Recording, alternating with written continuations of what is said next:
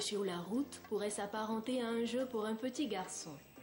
Mais c'est leur quotidien, ces jeunes qui ne considèrent pas le temps qu'ils passent auprès d'un pneu comme un passe-temps, mais plutôt comme leur métier. En effet, ils sont nombreux dans la ville à avoir décidé de veiller à la viabilité des pneus des voitures. Plus qu'un jeu, c'est une passion, voire une vocation. Aux côtés des pompistes et mécaniciens, ils sont de ceux qu'on pourrait qualifier de compagnons de la route. Et pourtant leur activité est l'un des métiers qui a besoin d'être vulgarisé. Un défi que veulent relever les vulcanisateurs. Le pneu est essentiel pour une voiture. Il est le premier élément de contact entre le véhicule et le sol. C'est donc pour cela que son entretien nécessite l'intervention d'un spécialiste en matière de pneus. Parce qu'ils utilisent le procédé de la vulcanisation pour réparer les pneus, ces techniciens des pneus sont appelés les vulcanisateurs, alors qu'en réalité ce nom désigne les machines utilisées dans ce domaine. C'est donc par un abus de langage qu'ils sont ainsi appelés.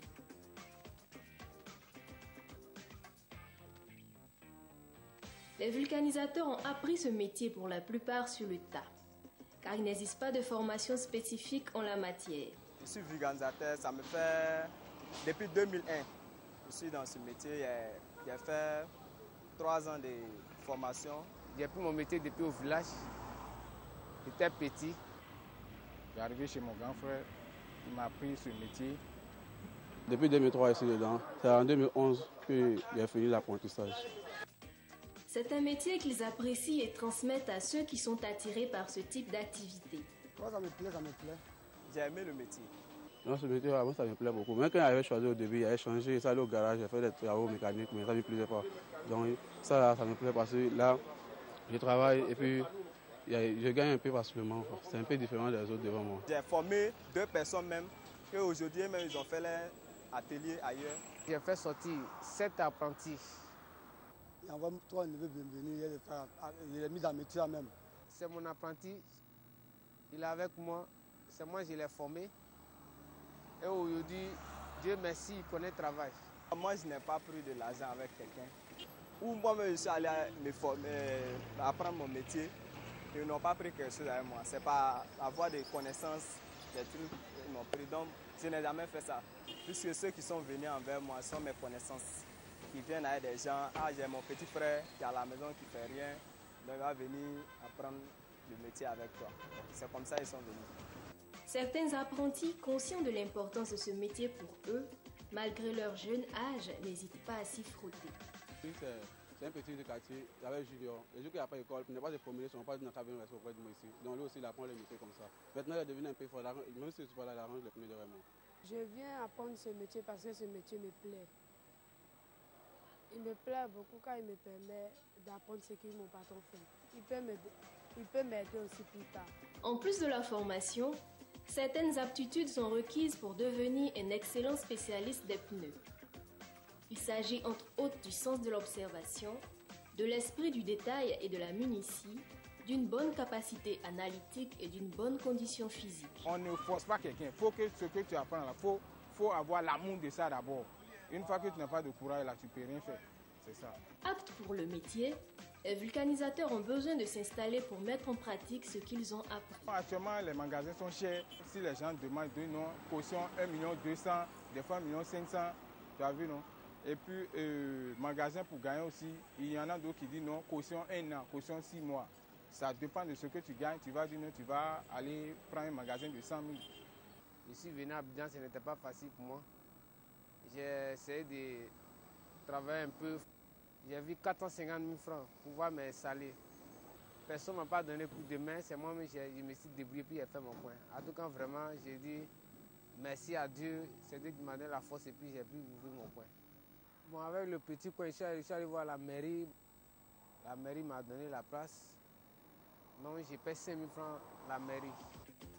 Les vulcanisateurs que l'on retrouve à chaque coin de rue de la ville, en général à proximité des voies, proposent leurs services de dépannage aux automobilistes.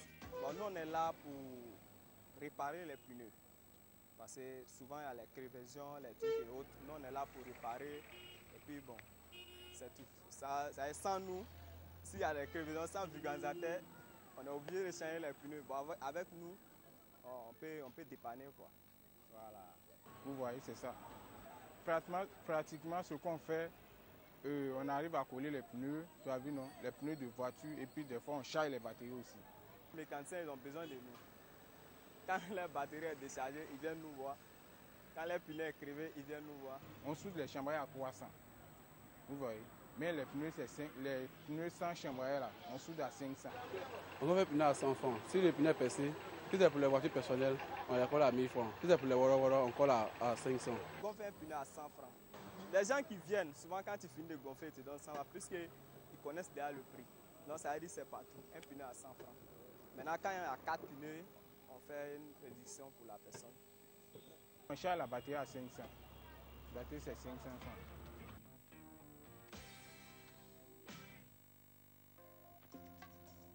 La tenue de route est essentielle. Pour une conduite sûre, il est important que les pneus soient toujours bien entretenus. Le spécialiste du pneu en est l'expert. Tout est mis en œuvre pour assurer une adhérence optimale du pneu sur la route. Pour développer leur activité et être à même de répondre aux besoins de leurs clients, les vulcanisateurs doivent disposer d'un certain nombre d'outils de travail. C'est les matériels que les démonpneus et puis les marteaux, vous voyez, et puis les chemicaux qu'on prend pour serrer les pneus et puis les chargeurs. J'ai payé mes trucs un peu. Donc, Dynamo a un compresseur qui peut, bon, au moins 180 000 francs. Dynamo a un compresseur. Voilà. J'ai économisé, j'ai payé le compresseur. Parce que ça, c'est moins cher par rapport à Dynamo. C'est après, maintenant, j'ai cherché Dynamo et puis j'ai fait l'installation sur le truc que je suis venu installer. Maintenant, les autres, chargeur de batterie. Voilà, c'est 2 ans après d'avoir fini de m'installer que j'ai acheté ça. Parce que lui, il est encore cher que les autres. Au compteur, et puis le compteur là, 130 000 compteur. J'ai acheté la machine à 250 000 francs. Après la machine, il y a un truc qu'on en paye encore, 80 000 francs. Après 80 000 francs, l'appareil qui est à côté là, j'ai acheté ça à 20 000 francs. Moi, j'ai calculé sur ça, j'ai trouvé un truc de 480 000 francs. Voilà. Équipés d'un compresseur et d'un pistolet de gonflage appelé aussi nanomètre, qui doivent être reliés tous les deux pour faciliter l'ajout de l'air dans le pneu, les vulcanisateurs réalisent le gonflage du pneu. Le cric, une clé adaptée, une douille écrou anti-vol sont également importants pour effectuer le changement de roue. Avec environ 250 000 francs CFA, le potentiel vulcanisateur peut valablement s'installer et commencer son activité. Celle-ci est avantageuse pour tous ceux qui s'y investissent. Non, des fois ça marche, des fois on gagne 3 000, des fois 5 000. Il y a les jours ça marche pas 10 000, il y a les jours ça marche pas 5 000, il y a les jours c'est 3 000, on fait ça comme ça. Tous les jours c'est pas les mêmes. Ça dépend, hein. On peut gagner 3 000, 4 000, ça dépend, mais on peut gagner 10 000 même, 15 000 quand même.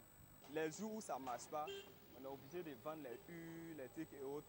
Là, souvent, même quand ça ne marche pas, s'il y a une qui marche, acide, bon, on fait ces trucs avec, quoi. C'est monsieur qui permet de subvenir tous les besoins. Je paye ma maison. Ceux qui travaillent, moi aussi, je les donne à manger. S'ils sont blessés, je les soigne et puis tout va bien. Je gagne ma vie un peu, quoi. Bon, je suis même marié, j'ai un enfant. C'est grâce à ça que je nourris mes enfants avec et puis ma femme. Les bénéfices du vulcanisateur varient donc par jour de 1 000 francs à 15 000 francs CFA. Ce travail qui semble banal est générateur de profit. C'est à cet effet que les vulcanisateurs invitent les autres jeunes à s'investir dans ce métier.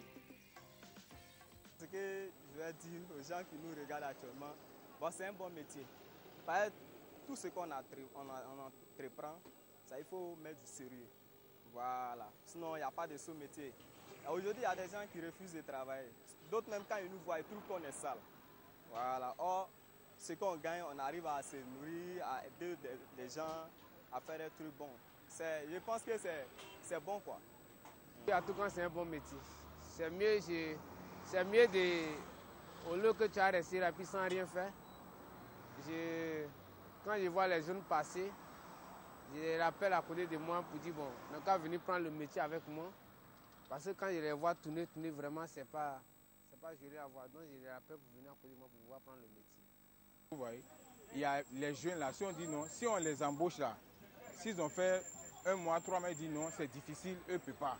Vous voyez, eux ne peuvent pas, eux voient que non, l'argent qu'eux gagnent là, c'est lent. Hein, eux sont pressés. Alors que si ça goûte là, ça peut remplir. C'est parce qu'il y a l'an aussi dedans. Les jeunes Ivoiriens, au lieu d'aller voler, au lieu d'aller faire les trucs qui n'est pas bon, donc souvent aussi j'appelle les autres pour venir t'asseoir à côté de moi pour leur donner les conseils, pour pouvoir travailler aussi avec moi. Je veux dire à tout le monde que ne voyez pas la vulgarisation comme un travail des gens qui sont malheureux ou bien souffrants. C'est un travail qui rapporte beaucoup. Si tu es courageux, que tu te bats, tu te confesses à ton travail, tu es honnête, voilà, tu vas t'en sortir.